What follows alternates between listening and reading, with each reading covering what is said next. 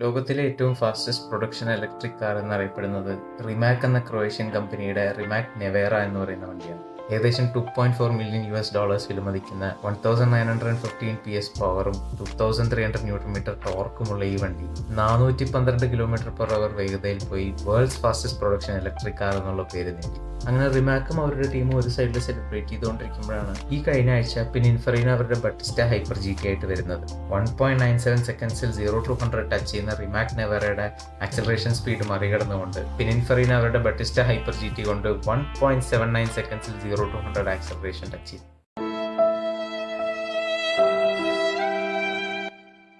അവർക്ക് സെലിബ്രേറ്റ് ചെയ്യാനുള്ള സമയം പോലും കൊടുത്തില്ല. അപ്പോഴത്തേക്കും അടുത്തവൻ വന്നത് എടുത്തുകൊണ്ട് പോയി.